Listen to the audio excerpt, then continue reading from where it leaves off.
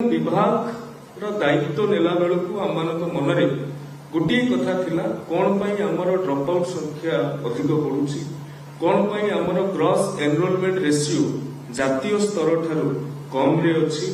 कौन पाई आमे माने पिला मानकु रिटेन करि पारुनाहांती यार गोटे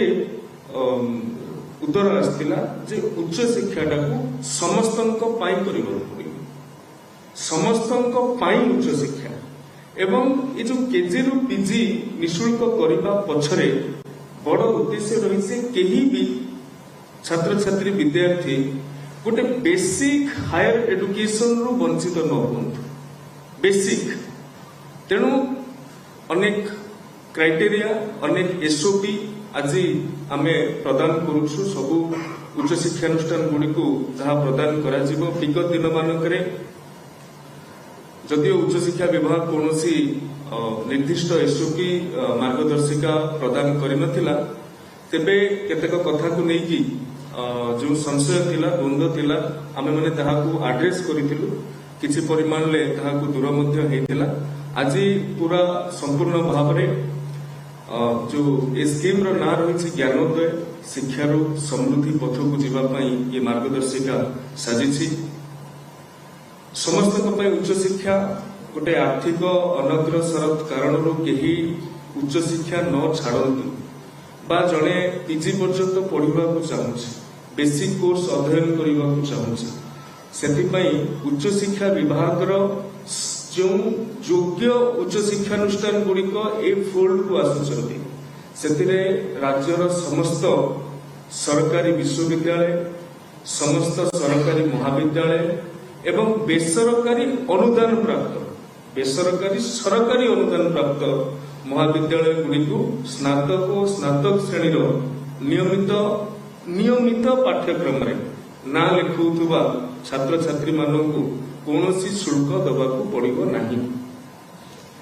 अनेक नीति को समन्वय करा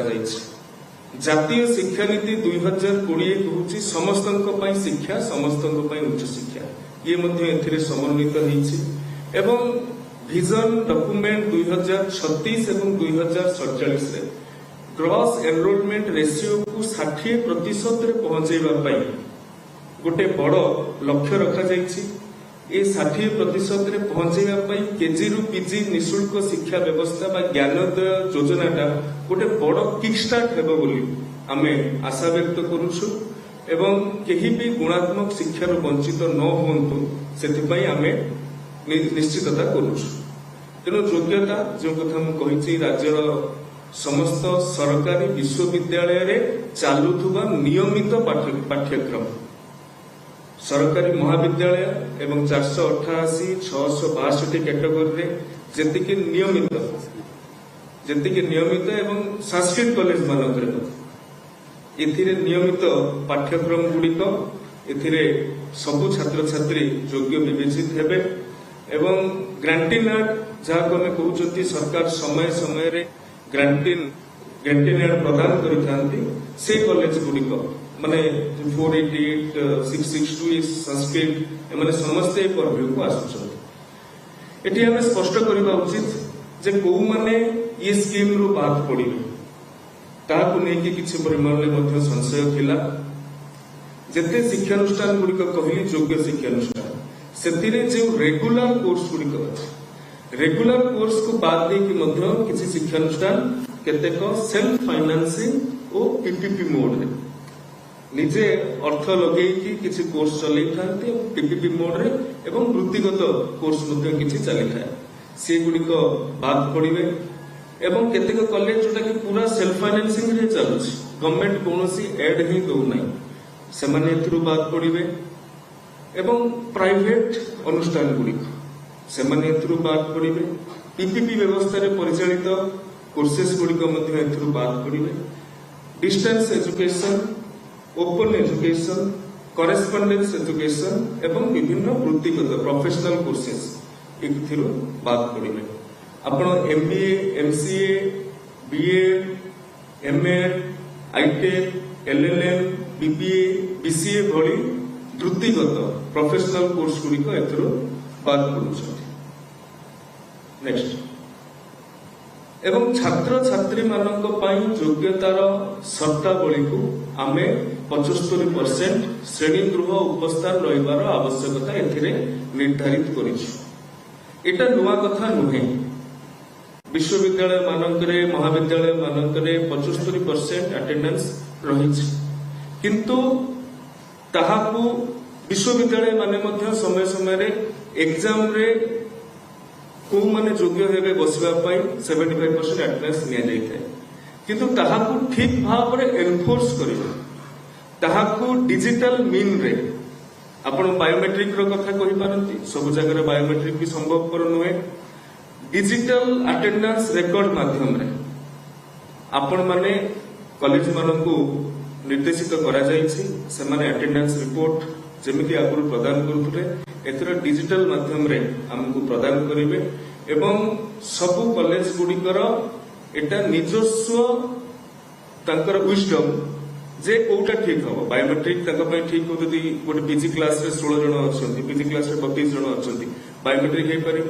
जदि सेठी 196 जन छात्र छात्री अछंती सी डिजिटल रेकॉर्ड माध्यम रे हे पारे किंतु ए बिंदुटी रखिबार सबटु बड़ कथा हला जे छात्र छात्री माने रेगुलर भाव रे आसुछंती सेमानकर कोनोसी असुविधा नाही, किंतु जदि ए स्कीम रो केही दुरुपयोग करबा चाहंती ताहले ए 75% फिजिकल अटेंडेंस ताहा सेथिरु हम माननको सुरक्षा प्रदान करियो। एवं विगत दिन मानकरे गत सरकार रे आपण माने देखिथिबे स्कॉलरशिप को नेकी सीएजी ऑडिट रे मध्य अनेक सजेशन सरकार को दिया जायथिला। से सजेशन गुडी को मध्य आमे एथिरे एनफोर्स करूछु केही भी कोनोसी शिक्षानुष्ठान जेमिति जतिकी छात्र आसुछंती सेमानकर योग्य शुल्क सरकार को पाइबे यार दुरुपयोग जेमिति केही करि परिबेनी सेटाको 75% अटेंडेंस ही केवल एनफोर्स करि परिबे। नेक्स्ट एडमिशन समय रे जे भली भाव रे सचिव महाशय कहउतले एडमिशन समय रे अनेक अर्थ निया जाय थाए। एडमिशन फी मध्य गोटे रही थाए, कॉलेज डेवलपमेंट फी मध्य रही थाए, सेमिस्टर फी मध्य रही थाए, सेतिरे लाइब्रेरी ठू आरंभ करी लैबोरेटरी ठू आरंभ करी एपरिकी आई कार्ड पई मध्य रेडक्रॉस पई मध्य एनसीसी एनएसएस ये अनेक फीस गुडिक रही थाए। ये सबु फीस को सरकार प्रदान करिवे कॉलेज को। तेणु कॉलेज माने बिल्कुल एथिरे कोनोसी प्रकार जे आर्थिक भाराक्रांत होइजिबे से माने योजना लागू होवा कारण एमिति नभाबे उचित एवं उच्च शिक्षा विभाग रे प्रत्येक वर्ष कॉलेज माने केते पैसा छात्र छात्री ठारू नौछंती एडमिशन समय रे ऑनलाइन रे प्रदत्त करिथांती पिला माने ताहाकू देखंती एवं सेही अनुसार अप्लाई करिथांती। तेणु उच्च शिक्षा विभाग रे हमरो जदिओ विभिन्न कॉलेज रो फी स्ट्रक्चर अलग अलग अछि, कोटी 6000 अछि, कोटी 8000 अछि, कोटी 12000 पर्यंत 15000 पर्यंत अछि, किंतु जेहेतु एटा गोटे ट्रांसपेरेंट वे रे पोर्टल रे अवेलेबल अछि तेणु हमकू ए अर्थ प्रदान करिबारे कोनोसी असुविधा हेबो नै। रीएडमिशन समय मध्ये गत वर्ष ठारू आमे योजना करिथिलु जे ए वर्ष रीएडमिशन सान्स माध्यम रे हेबो एवं ताहाकू आमे एनफोर्स करिबा कारणरू केजी टू पीजी पई मध्ये हमकू सहयोग सहायता सान्स तरफरू मिल परिबो। तेणु परीक्षा शुल्क एथिरु एग्जेम्प्ट होउछ ए फोल्ड को परीक्षा शुल्क आमे आनुना। परीक्षा शुल्क एथिपई आनुना गोटे गुरुत्व प्रदान करिबा पई परीक्षा गोटे सीरियसनेस प्रदान करिबा पई परीक्षा। बहुत समय रे एमिति हुए जे पंजीकरण हो जाई थाए किंतु परीक्षा सेंटर रे एब्सेंस थाए सेटा को जदि आमे पूरा फ्री करि दबा ताहले ता गुरुत्व कमी जे बोली अनेक स्टेक होल्डर अंशीदार प्रिंसिपल माने छात्र छात्री अभिभावक मत देथिले। तेणु आमे एग्जामिनेशन फी जोटा कि वेरी मिनिमल आमे ताहाकू ए स्कीम रु बाद देइछु केवल गुरुत्व आनिबा पई गोटे सीरियसनेस आनिबा पई एवं विश्वविद्यालय गुडिकर निर्देश जहा थाए विश्वविद्यालय गुडिक परीक्षा कंडक्ट करंती तेणु विश्वविद्यालय गुडिकर निर्देश जाय थाए सही अनुसार परीक्षा शुल्क छात्र छात्री मानक ठारू आदाय करा जिवो एवं ଏହା ବାଦ କୌଣସି ଶୁଳ୍କ କଲେଜ ମାନେ ଆଦାୟ କରିପାରିବେ ନାହିଁ। ଏ କଥାକୁ ବିଗତ ଦିନମାନଙ୍କରେ ଆମେ ଚିଠି ମାଧ୍ୟମରେ ଜଣେଇଛୁ। ଆମର ଫର୍ଷ୍ଟ ଫେଜ୍ ଆଡମିସନ କମ୍ପ୍ଲିଟ ହେଇଯାଇଥିଲା, ତେଣୁ ଏ କଥା ବି ଆମେ ବାରମ୍ବାର ଦୋହରେଇଛୁ। ଆଜି ମଧ୍ୟ କହୁଛୁ, ଯୋଉ ପିଲାମାନେ କଲେଜକୁ ପଇସା ଦେଇଛନ୍ତି ଏଥିରେ କୌଣସି ଅସୁବିଧା ନାହିଁ, କାରଣ ତାର ସମ୍ପୂର୍ଣ୍ଣ ରେକର୍ଡ ଆମ ପାଖରେ ଅଛି। ସେକ୍ରେଟାରୀ ସେ କଥାକୁ ସ୍ପଷ୍ଟ କରିସାରିଛନ୍ତି, କାରଣ ପିଲାମାନେ ଅନଲାଇନ ମୋଡରେ ହିଁ ଦେଇଥାନ୍ତି। ହାୟର ଏଜୁକେସନ କଥା ମୁଁ କହୁଛି, +3 ଠାରୁ ତଦୁର୍ଦ୍ଧ ସାମ୍ସରେ ହିଁ ତାଙ୍କର ପେମେଣ୍ଟ ଗେଟୱେ ରହିଛି। ସାମ୍ସ ପେମେଣ୍ଟ ଗେଟୱେ ମାଧ୍ୟମରେ ସେ ପ୍ରଦାନ କରିଥାନ୍ତି। ଯେଉଁମାନେ ବି ପ୍ରଦାନ କରିଛନ୍ତି ତାଙ୍କର ପୁରା ଡେଟା ଡିଜିଟାଲ ଡେଟାବେସ୍ ଆମ ପାଖରେ ଅଛି, ଆମେ ତାହାକୁ ରିମ୍ବର୍ସ କରେଇଦେବୁ, ଏଥିରେ କୌଣସି ସନ୍ଦେହ ନାହିଁ। ନେକ୍ସଟ, ତେଣୁ କୋଉମାନେ ଏଥିରେ ଯୋଗ୍ୟ ହେଉଛନ୍ତି? ଯେଉଁମାନେ ସାମ୍ସ ଦ୍ୱାରା ହିଁ ଆଡମିସନ ଲାଭ କରିଥିବେ। ଦ୍ୱିତୀୟରେ, ଏ ଫି ନିୟନ୍ତ୍ରଣ କଲେଜ ମାନେ ଯୋଉ ଫି ଗୁଡ଼ିକ ଧାର୍ଯ୍ୟ କରିଛନ୍ତି ମ୍ୟାନେଜିଂ କମିଟି ବା ୟୁନିଭର୍ସିଟି ମାନେ ସିଣ୍ଡିକେଟ ଦ୍ୱାରା ଧାର୍ଯ୍ୟ କରିଥାନ୍ତି, କିନ୍ତୁ ଏ ଫି ରେଗୁଲେସନ ଉପରେ ସମ୍ପୂର୍ଣ୍ଣ ଅଧିକାର ବର୍ତ୍ତମାନ ରାଜ୍ୟ ସରକାର ଗ୍ରହଣ କରୁଛନ୍ତି। କାହିଁକି? କେହି ଚାହିଁଲେ ନିଜେ ନିଜେ ଫିସ୍ ବଢ଼େଇ ପାରିବେ ନାହିଁ। ଯଦି ବଢ଼େଇବାର ଆବଶ୍ୟକତା ଅଛି ତାହେଲେ ଆମେ ଗୋଟେ ସ୍ୱତନ୍ତ୍ର ବ୍ୟବସ୍ଥା ସେଥିପାଇଁ ତିଆରି କରୁଛୁ। ସେ ବ୍ୟବସ୍ଥାରେ ସେମାନେ ଆବେଦନ କରିବେ ଏବଂ ସରକାର ଆନୁଷଙ୍ଗିକ ବ୍ୟବସ୍ଥାକୁ ଲକ୍ଷ୍ୟ କରିକି ନିଷ୍ପତ୍ତି ନେବେ। ତେଣୁ 2026-27 ସାମ୍ସରେ କଲେଜ ମାନେ ଯୋଉ ଡେଟା ଅପଲୋଡ କରିଛନ୍ତି, ଏହି ବର୍ଷ ଆମେ ଏତିକି ପଇସା ପିଲାମାନଙ୍କୁ ନେବୁ, ଏହି ବର୍ଷ ସେତିକି ପଇସା ହିଁ ନେବେ। ସେଥିରେ କୌଣସି ମ୍ୟାନେଜମେଣ୍ଟ ଗଭର୍ଣ୍ଣିଂ ବଡି ବା ତାଙ୍କର ସିଣ୍ଡିକେଟ ସେଥିରେ କୌଣସି ପରିବର୍ତ୍ତନ କରିପାରିବେ ନାହିଁ। ସେଇଭଳି ଭାବରେ ଯୋଜନାରେ ଯୋଉ ଅନ୍ତର୍ଭୁକ୍ତ ନଥିବା ପିପିପି କୁହନ୍ତୁ, ସେଲ୍ଫ ଫାଇନାନ୍ସିଂ କୁହନ୍ତୁ, ଅନ୍ୟ ଧରଣର ଅନ୍ୟ ସମାନ ଧରଣର ଯୋଉ ବ୍ୟବସ୍ଥା, ଯଦି ପିଲା ନିଜେ ପଇସା ଦଉଛନ୍ତି, ସେଥିରେ ଆମର ଏ ସ୍କିମ୍ ଦ୍ୱାରା ହସ୍ତକ୍ଷେପ କରିବାର କୌଣସି ଆବଶ୍ୟକତା ନାହିଁ। ସେଟା କଲେଜର ନିଜସ୍ୱ ୱିଜଡମ୍। ରାଜ୍ୟସ୍ତରୀୟ ଗୋଟେ ଫି ରେଗୁଲେସନ କମିଟି, ଫି ନିୟନ୍ତ୍ରଣ କମିଟି ମଧ୍ୟ ଗଠନ କରାଯାଉଛି। ସେ ସମ୍ପର୍କରେ ସମ୍ପୂର୍ଣ୍ଣ ବିବରଣୀ କଲେଜ ମାନଙ୍କୁ ପ୍ରଦାନ କରାଯିବ। ଯଦି ଯେଉଁ କଥା କହୁଥିଲି, ଜରୁରୀ ପରିସ୍ଥିତିରେ ଆବଶ୍ୟକୀୟ ଶିକ୍ଷାନୁଷ୍ଠାନ ଫି ନିୟନ୍ତ୍ରଣ କମିଟିକୁ ସଂଶୋଧନ ପ୍ରସ୍ତାବ ଆବେଦନ କଲେ ଆମେ ସେଥିପାଇଁ ନିଷ୍ପତ୍ତି ନେଇପାରିବା। ସିଣ୍ଡିକେଟ, ଗଭର୍ଣ୍ଣିଂ ବଡି ଏମାନଙ୍କର ନିଜସ୍ୱ କ୍ଷମତା ଯେଉଁ ରହିଥିଲା, କେଜି ଟୁ ପିଜି ଯେଉଁ ଫୋଲ୍ଡ ଗୁଡ଼ିକ ଆସୁଛି, ସେଥିରେ ବର୍ତ୍ତମାନ ରାଜ୍ୟସ୍ତରୀୟ ଫି ନିୟନ୍ତ୍ରଣ କମିଟିର ପରାମର୍ଶରେ ହିଁ ସେମାନେ ଆଗାମୀ ପଦକ୍ଷେପ ନେବେ। ନେକ୍ସଟ, ତେଣୁ ଇଏ ଶିକ୍ଷାରୁ ସମୃଦ୍ଧି ଦିଗକୁ ଗତି କରିବା ପାଇଁ ଜ୍ଞାନୋଦୟ ଗୋଟେ ବଡ଼ ମାଧ୍ୟମ ହେଇପାରିବ ବୋଲି ମୁଁ ଆଶା ବ୍ୟକ୍ତ କରୁଛି। ଏବଂ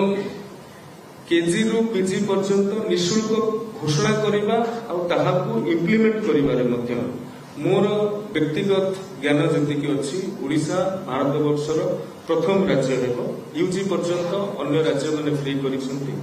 ପିଜି ପର୍ଯ୍ୟନ୍ତ ମଧ୍ୟ ଅନ୍ୟ ରାଜ୍ୟମାନେ ଫ୍ରି କରିଛନ୍ତି, କିନ୍ତୁ ନିର୍ଦ୍ଦିଷ୍ଟ ବର୍ଗକୁ। ଏଥିରେ କୌଣସି ଜାତି, ଧର୍ମ, ବର୍ଗ, ଆୟ ଏସବୁକୁ କିଛି ନିଆଯାଉ ନାହିଁ। ଯେଉଁଭଳି ଭାବରେ ସରକାରୀ ସ୍କୁଲରେ ଅଷ୍ଟମ ଶ୍ରେଣୀ ପର୍ଯ୍ୟନ୍ତ ଯେଉଁମାନେ ବି ପାଠ ପଢୁଥିଲେ ତାଙ୍କୁ କୌଣସି ଶୁଳ୍କ ଦେବାକୁ ପଡୁନଥିଲା,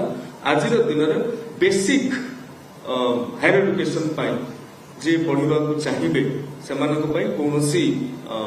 ଶୁଳ୍କ ଦେବାକୁ ପଡିବ ନାହିଁ। ରେକର୍ଡ ସମୟରେ ଆମେ ଏହାକୁ ଇମ୍ପ୍ଲିମେଣ୍ଟେସନ କରିଛନ୍ତି, କିନ୍ତୁ ଯେହେତୁ ଆମେ ଏହାକୁ ଇମ୍ପ୍ଲିମେଣ୍ଟେସନ କରିବାରେ ଫର୍ଷ୍ଟ ଏବଂ ये स्कीमटा भी मध्य धीरे धीरे इभल्व हेब, धीरे धीरे ये जते डाउन द लाइन जीव, आम मानक सजेशंस आसीबा आरंभ करिवो, आम मानक मतामत आसीबा आरंभ करिवो। तेणु विभागर समस्त अधिकारी मध्य आम माने प्रस्तुत अछु जे से मतामत गुडी को ग्रहण करिकि भविष्य कार्यपंथा निर्धारण करिवो। धन्यवाद। सर प्रश्न जे आपको जेटा जानिबार अछि जे जो पिला माने एडमिशन नहीं सारी पैसा भी नहीं सारी फास्ट फेज से पैसा केवे सुधा फेर द्वितीय कथा जो पिला से कॉलेज रे हो विश्वविद्यालय जो पिला एडमिशन जो मेधावी छात्र मैंने सरकारी विद्यालय हो सरकारी महाविद्यालय हो विश्वविद्यालय से पिला हॉस्टेल फीस से स्कीम योजना अंतर्भुक्त अच्छी कि नहीं से पिला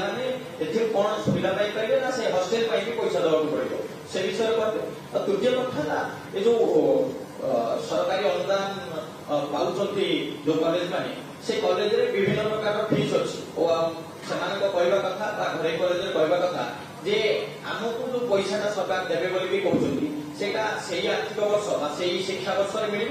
ना लेट हम जब लेट हम कॉलेज विकास हो पारे तो प्रति विभाग पक्ष कौन कौन पदक्षेप नहीं से विषय जन। हेलो